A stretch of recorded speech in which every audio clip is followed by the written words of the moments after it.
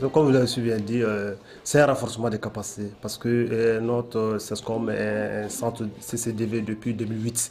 Mais c'est grâce au corridor 2 que nous, quand même, il y a eu vraiment une augmentation du taux de dépistage au sein du CESCOM. Parce que nous faisons le dépistage, au moins, on dépistait une trentaine de clients par trimestre. Mais actuellement, on peut aller jusqu'à 150, la moyenne.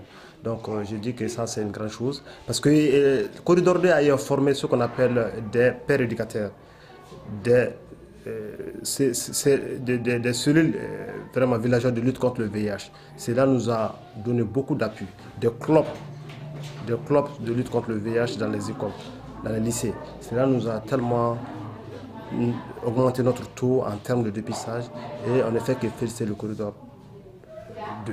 Maintenant, en termes de matériel, nous avons été appuyés par rapport au matériel de dépistage VIH. On a reçu beaucoup de tests à travers ce qu'on appelle des matériels bureautiques. Donc nous, on ne fait que remercier le corridor 2 dans leurs œuvres et que leur appui vraiment a été solide pour augmenter vraiment le taux de dépistage dans le CESCOM de Marcacongo.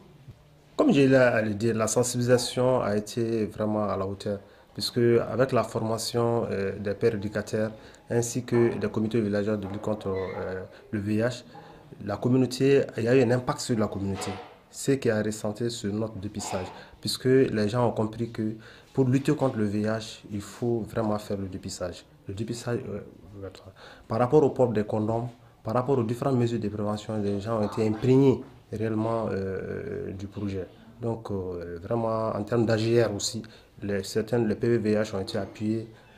Ils ont donné une somme forfaitaire de 50 000 francs au PVVH pour que vraiment ceux-ci puissent travailler avec ça. Ça a apporté vraiment un appui considérable en ce qui concerne vraiment le CESCOM et la prise en charge des malades.